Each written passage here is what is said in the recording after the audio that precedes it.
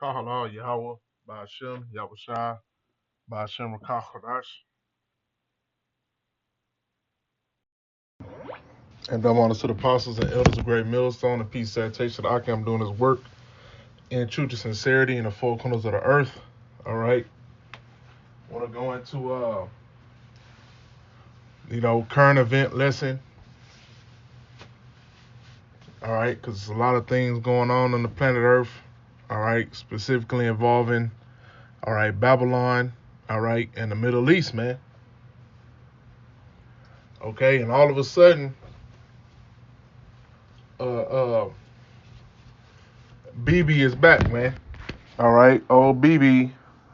All right, and I ain't talking about BB King. BB just popped up out the woodworks, man. All right, no AI. All right, but that's what this devil does. He plays his games. He uses his damn tricks. All right, and the people are gonna fall for it. All right, because hey, I mean, you get a big benefit. Of acting like that you're dead. Using AI. Even to pretend that you're dead. Because then what can you do then? By doing that, doing things like that and operating in that deception, now you can say truthers and conspiracy theories were wrong. Conspiracy theorists were wrong. Look, they said I was dead. So you believing in them dudes? Oh, you on that Kanye shit. You know, you bugged out. That's why the men of the Lord, we have to stick to the script. We got to stick to the scriptures. And that's why when we put our videos, we don't put, for sure, de facto, oh, this person is this and this person is this and this happened there. Just like when the Apostle Har, did the lesson on BB, he put like a question mark up there. Because you never know with these devils, all right, and they operate in deception. Okay, so that's a strategic plot. That's a plot to pull out the disinfo. All right, banner on all your shit, all your videos. They did the same thing during the Crown Royale. So they can say, "Oh man, look, man, you said that BB King was out of there." We can't trust you. I just did the lesson on making a man a offender for a word. So these devils are trying to trap people up. But if you stick to the prophecies, you ain't got to worry about that. Teach about the MOTB. Teach about the World War III to come. Teach about the Valley of Jehoshaphat, man. All right, Yahweh Shaphat. All right, teach about Gog and Magog. All right, and them being a guard unto those other nations, the Hamite nations. All right, the Persians. Okay, to Turkey, to Moab. And you won't go wrong. But try to get too deep and deviate and follow after these truther Edomites and put shit out like it's gospel, you're going to get burnt. That's why we got to filter a lot of this information out, that we get, and we filter it through the scriptures, okay? Because, some of these key players are being preserved, the Most High set them up, to be these rulers in this time, and in this time of war. Guys like Putin, guys like BB King, Eaglehead, Nero.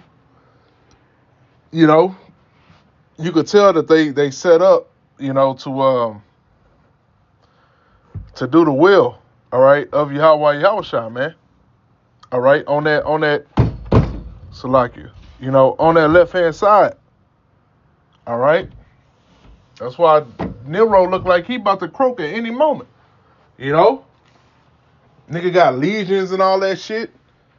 All right, but the Most High got the elite back there propping them up on them popsicle sticks, man, giving them that that good old chrome. if you know what I mean, you know. But I'm just going the economic collapse, and this is a good website. Going into the hyperinflation, going into the economic situation of America, man. It says it's an energy war now. Oil and gas infrastructure all over the Middle East is being targeted, and this will have devastating consequences. But if you go on oil price right now and look at the price of oil in America, all right, because this is key. I know I go back and forth with the oil and gas and shit, Salakia if it's repetitive, but this is one of the things that's latched on to that US dollar, man. You know, the US dollar is being traded, through the purchase and exchange of oil and gas. So this is big. This is critical, all right, to the US economy, to Babylon's economy. Okay? So, it gotta be addressed. But right now, the Esau is manipulating the market because ain't no way in hell, gas is only supposed to be at $96 a barrel right now. You literally got these nations blowing up rigs, man. If you blow up a rig, you think somebody gonna go work at this shit? Yeah, you can get a fucking Hamite, from Hamlander to probably go up in that motherfucker, but do he got the skills? Do he got the knowledge, all right, to get that oil up out the earth? No. And you ain't gonna you might get a few Edomites that's willing to do it. Them damn redneck ass Edomites, but even they gonna be like, nah, we're not doing that shit. So it's a total stand down. All right, in oil and gas out there in Saudi Arabia, in Iran even, cause Nero talking about bombing the oil fields and all that shit in Iran.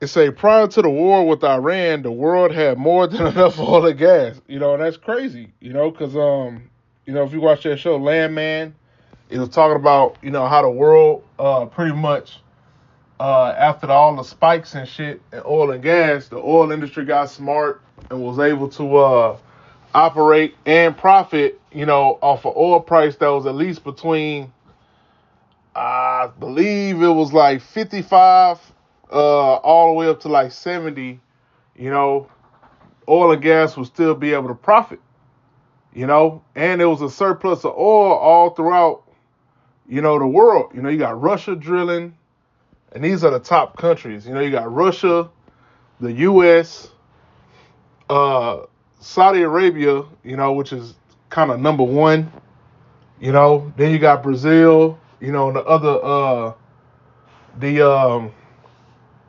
God dang it, what's the name? Not the BRICS, because all of the BRICS nations don't, drill oil. It's the ones that's in the OPEC, the oil, I think it's oil petroleum economic cartel, something like that, those OPEC nations. Okay? And they was at a surplus. That's why you hear like, oh, OPEC is going to commit to a certain amount of barrels, or they're going to slash this amount of barrels, because they was controlling the entire market, But now they're not able to do that. You got a whole rig getting blown up to bits. You got a whole surplus that you had put to the side. Oh, this is our reserves. That shit blowing up in flames. And this is something... This ain't like, a Walmart. You got a Walmart. You might hit a Walmart, right? You hit a Walmart and that's that. Esau could build another Walmart, and all the shit that's in there, stocked in there, can be replaced. Because all that shit gets shipped out and replaced every week any goddamn way. But with oil and gas, you talking about a whole infrastructure being blown to bits. Then all the shit that they blew up is fucking flammable. So that creates another restriction. That creates more death. You got oil raining down, and when it rains, it's black rain. Then that whole infrastructure got to be redone. They could send a $20,000 drone to go strike a fucking rig and cause millions of dollars in damage, almost $1 billion in damage. You know? So that's that asymmetric warfare that Iran been talking about. And as a result, it was very inexpensive. Now we have transitioned into a time when that is no longer true at all. These are going to be means to war. Because in that Landman show, they were showing that, although, it is a surplus of oil and gas, they were saying that, eventually they knew down the line, it'd be a lack in resources eventually in oil and gas. All right, so how much more now when you got nations straight up bombing, plants, bombing rigs, bombing nuclear facilities, all that work that been done to build up shit. I mean, it take decades, to plan to build this here and build this there, and that's the thing, I learned that from working. It's easy to tear some shit down. It's easy to be the demolition crew, It's easy to knock shit down and blow it up and tear it down, but it's hard and it takes time to build, It takes time to build shit and do it the right way and plan it all out, all right? But to destroy it takes seconds,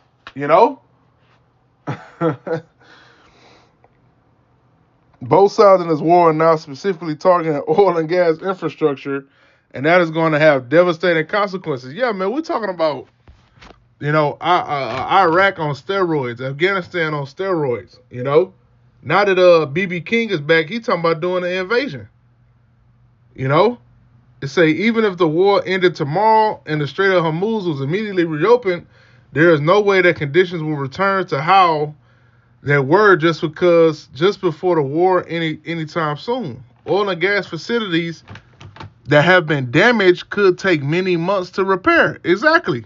Months, man. It say oil and gas facilities that have been completely destroyed could take years to rebuild. And that's before that's before I read this, man. That's before I even read this article. Just going through, even what I do for a living. It's easy to tear that shit down, destroy it, take it apart, but to build it, man, take years. You go into a house to demo a house, all you need is a goddamn sledgehammer, all right? But to build it, well, you need fucking 10 times the tools you need to destroy it, And that's what Esau is all about. Esau is all about destruction, okay? He's a destroyer. It said, what this means is that oil and gas prices are going to remain at elevated levels for an extended period of time.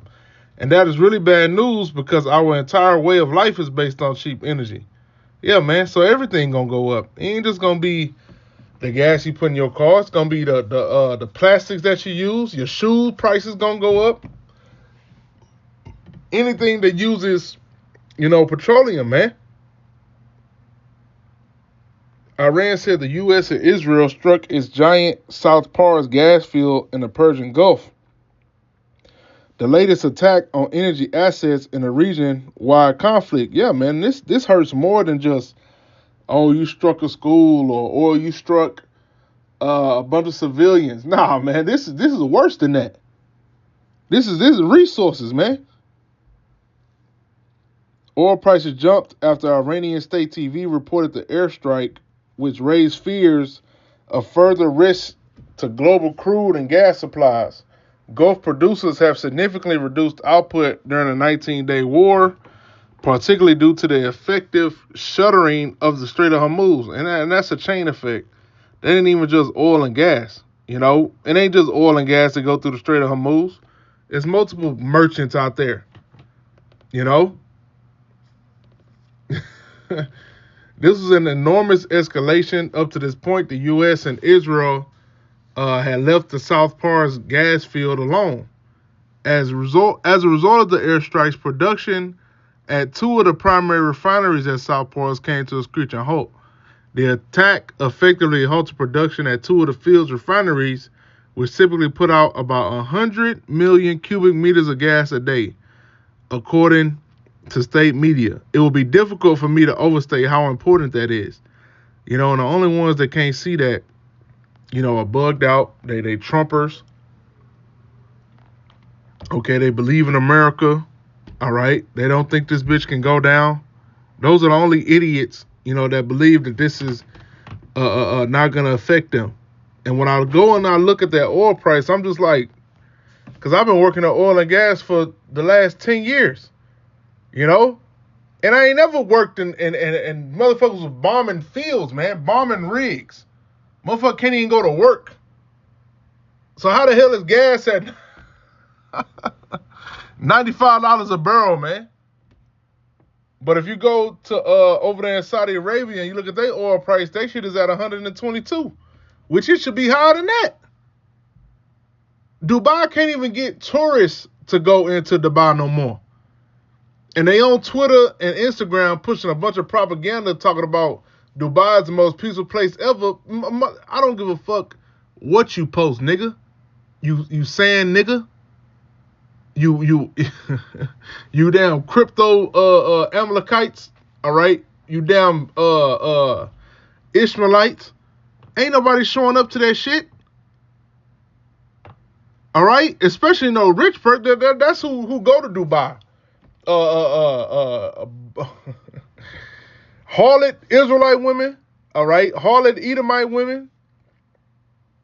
Okay? And rich people. You think rich people gonna show up to Dubai? And y'all got drones and shit hitting hotels? Come on, man. So that whole thing is about to be brought down. Dubai is catching an L, man. A super L. Okay? The whole United Arab Emirates is taking an L right now.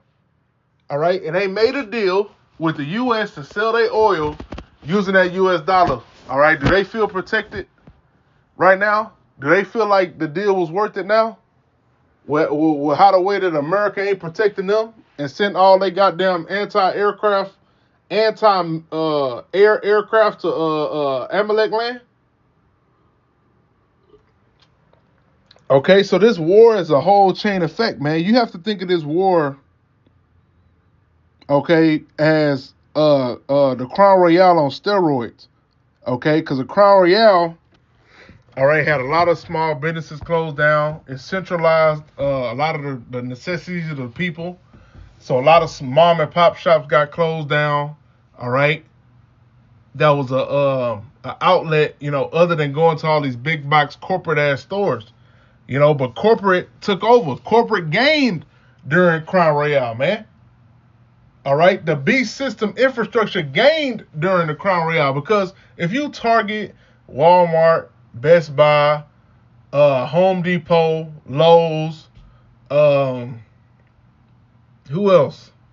Kroger's, H-E-B, and this is common. There's a reason why, these stores are in every city and every neighborhood and every intersection of America, man, because these are the companies and the conglomerates that are part of the elites. Okay, when you see the CEO of H-E-B, the CEO of Jack in the Box and McDonald's, do you really think them niggas ain't clicked in? All right, and follow the rules? Okay, they follow the goddamn rules. That's why they on every corner and block of your neighborhood. Everywhere you go in America, man. All right, you can't even just think of it, oh, that's a chain restaurant. No, man. They are linked in, all right? They tapped in, how you Jake say, they tapped in with the higher ups, man. 100%. All right, that's why they profited more than 100%. Bars, how Jake say bars, While you were struggling, all right, losing your job, well, really, Jake was coming up. Jake was coming up during the Crown Royale, because you get laid off, and Joe Biden was giving out the stimmies, so motherfuckers was getting paid $1,000 a week at the house.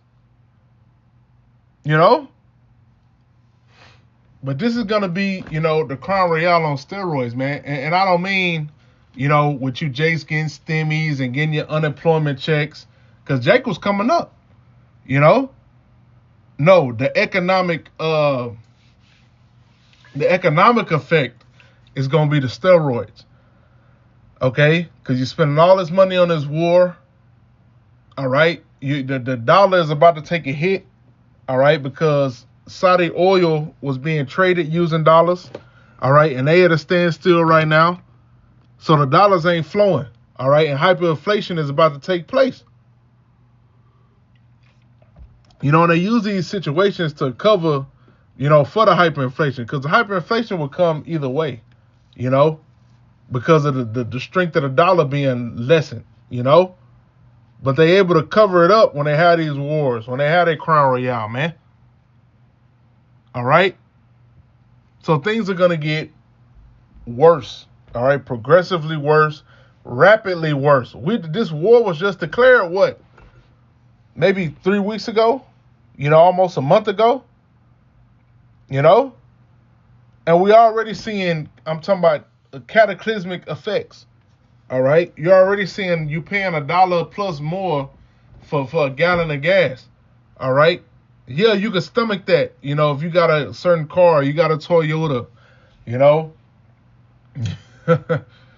you know, you got an Acura, you know, but if you got a big ass truck, you know, or if you driving 18 wheelers, or you got a business where all you do is run rigs all day, you struggling. You got to pay diesel. You struggling like a motherfucker, man. Profits just decreased instantly, which means the consumer is going to take the L. All right? But that's all I had. You know, I pray this lesson is edifying and shalom.